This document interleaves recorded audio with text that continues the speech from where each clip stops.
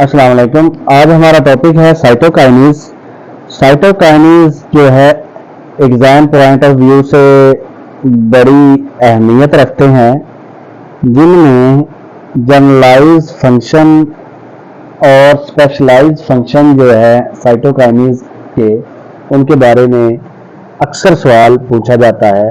तो आपने इनके जो फंक्शंस हैं वो अच्छे से याद करने हैं। इन्हीं के बारे में आपको एग्जाम में सवाल पूछा जाएगा। स्टार्ट करते हैं। Cytokines are peptide in nature, ठीक है, based on source, can be of two types. Monokines source will be monocyte. Examples include TNF alpha, interleukin 1. Type 2 lymphokinase source will be lymphocyte. Examples include TNF beta, interleukin 2, 3, 4, 5, 6, 7, 8 and 10, 12. Generalized function of cytokinase. There are three functions which are generalized. Number 1, autocrine function. Autocrine function में क्या होगा? CD4TH1 cell interleukin 2 release करेगा, जो कि इसी cell CD4TH1 cell को stimulate कर देगा, इसकी प्रोडक्शन बढ़ा देगा, ठीक है। पैराक्राइन में क्या होगा? एक सेल होगा जो कि साइटोकाइनीज रिलीज करेगा, विच स्टिमुलेट नियर बाई सेल, ठीक है। और नियर बाई सेल जो है प्रोड्यूस करेगा fibroblast. Fibroblast cause increase fibrous tissue formation which cause large scar, ठीक है। पैराक्राइन फंक्शन की वजह से किसी मरीज में जो वुंड वाली जगह पे बड़ा स्कार बनता है, ठीक है, उसकी वजह पैराक्राइन फंक्शन है, ठीक है। एंडोक्राइन फंक्शन क्या होगा? एंडोक्राइन फंक्शन में आपने निमोनिक याद रखना है HBL, H for hypothalamus. Hypothalamus endocrine function में क्या करेगा? ठीक है, मरीज को मेलेज होगा, रेज टेम्परेचर होगा, डिक्रीज एपिटाइट होगी। बोन मैरो में क्या होगा? Increase TLC count, neutrophil will be raised, काज न्यूट्रोफिलिया। और लिवर में क्या होगा? Increase production of acute phase protein, for example formation of C reactive protein CRP, और ferritin which is a storage form of iron, ठीक है। CRP और ferritin के level inflammation में क्या होंगे? रेज मिलेंगे आपको, ठीक है।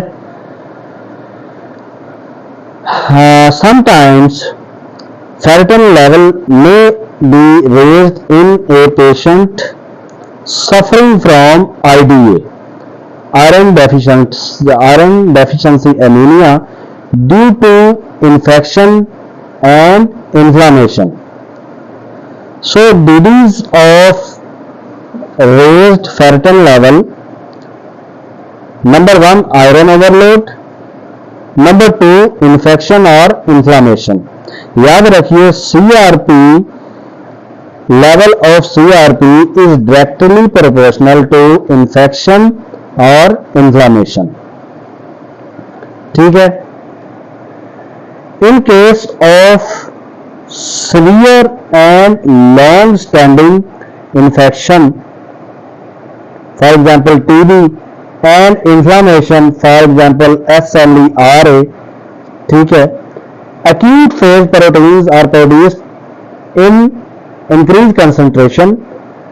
Macrophages will convert these proteins in beta pleated pattern, and these proteins will accumulate in interstitium and cause amyloidosis. Amyloidosis can cause nephropathy. TB के मरीज में अगर नेफ्रोटिक सिंड्रोम हो जाए तो उसकी वजह अमाइलोइडोसिस होगी। ठीक है, ये चीज आपने याद रखनी है और मैंने ये एक्सप्लेन भी कर दिया है। ठीक है, specialised function of individual cytokines are very important. ठीक है, कोई ऐसा एग्जाम नहीं होता जिसमें इनसे सवाल ना पूछा जाए। ठीक है, number 1 interleukin 1 also called endogenous pyrogen. ठीक है, आपकी बॉडी खुद ही तैयार करती है एंडोजीनस पायरोजन को, कैन कॉज फीवर। ठीक है, इंटरल्यूकिन 1 की वजह से आपको फीवर होता है। Interleukin 2 cause immunity and inflammation. ठीक है, आपने इनके फंक्शन याद रखने हैं, यही एग्जाम के बारे में पूछे जाएंगे। इंटरल्यूकिन 3 को इन्वर्ट करें तो M बनता है, M से myeloid series, stimulate myeloid series in bone marrow. Interleukin 7 को इन्वर्ट करें तो L बनता है और stimulate lymphoid series in bone marrow. ठीक है, इंटरल्यूकिन 4 और इंटरल्यूकिन 5 के बारे में आपने याद रखना है mnemonic 4 elephants fighting for 5 apples. ठीक है, इंटरल्यूकिन 4 का फंक्शन क्या है? Number 1 clonal selection of B lymphocytes, और इंटरल्यूकिन 5 का क्या फंक्शन है? Clonal proliferation of B lymphocyte. अब ये यहाँ पे ये अप्लाई होता है 4 एलिफेंट्स फाइटिंग फॉर 5 एप्पल्स। ये निमोनिक क्लास स्विचिंग के लिए है, class switching from IgM into IgE। ठीक है, 4 से इंटरल्यूकिन 4 और एलिफेंट से IgE, यानी IgM की क्लास स्विचिंग होती है IgE में, और इंटरल्यूकिन 5 क्या करता है? IgM की क्लास स्विचिंग किसमें करता है? IgA में। ठीक है, फाइटिंग फॉर 5 एप्पल्स। ठीक है, इंटरल्यूकिन 5 का फंक्शन क्या है? क्लास स्विचिंग करता है IgM की IgA में। जब भी जिंदगी में पहली दफा कोई B lymphocyte B cell antibody तैयार करता है तो वो IgM होती है, इसके बाद क्लास स्विचिंग होती है। ठीक है, जब भी हमारे बॉडी में कोई एंटीबॉडी बनती है तो वो IgM होती है, उसके बाद उसकी क्लास स्विचिंग होती है तो वो IgE भी बन जाती है या IgA बन जाती है। ठीक है, इंटरल्यूकिन 12 और इंटरल्यूकिन 4 के फंक्शन यहाँ पे इकट्ठे हमने डिस्कस करने हैं। CD4TH नॉट सेल, ये जो सेल है पकीजा सेल होता है, इसने कभी कोई सेल नहीं बनाया होता। ठीक है, जब बॉडी को छोटी हेल्प की जरूरत होगी, ठीक है, तो इजी एंटीजन हो तो ये क्या करेगा? रिलीज करेगा इंटरल्यूकिन 4 को। ठीक है, इंटरल्यूकिन 4 क्या करेगा? स्टिमुलेट करेगा CD4TH2 सेल को। ठीक है, और CD4TH2 cell helper T lymphocyte को रिलीज करेगा। सही है।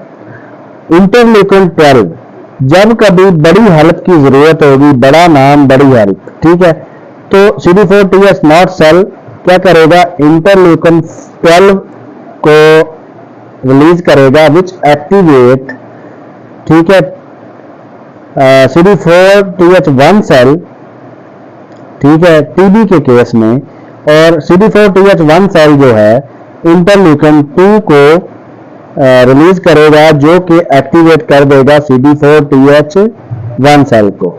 सही है। याद रखें, interleukin 12 deficiency can cause recurrent episodes of TB in TB patient. ठीक है। Interleukin 6 also called osteoclastic factor will release from myeloma cells called osteoporosis। ठीक है, माइलोमा सेल्स और लिग्नेंट प्लाज्मा सेल्स, ठीक है। Interleukin 8 major chemotactic factor for neutrophils, ठीक है। Interleukin 12 is immunosuppressant, ठीक है। अभी तक हमने जो ये साइटोकाइनेस डिस्कस कर ली हैं, ठीक है, और इसके अलावा बाकी चीज़ें भी वन बाय वन डिस्कस करेंगे। अब तक के लिए इतना ही। नेक्स्ट वीडियो में नेक्स्ट टॉपिक डिस्कस करेंगे। आपने करना क्या है कि साइटोकाइनेस के जो जर्नलाइज्ड और स्पेशल फंक्शन है वन बाय वन, इनको अच्छे से मेमोराइज करना है ताकि कोई भी सवाल इनमें से आ जाए तो आपका मिस ना हो, आपका MCQ उसका सही आंसर आप दे सकें। तो शुक्रिया, अब तक के लिए इतना ही।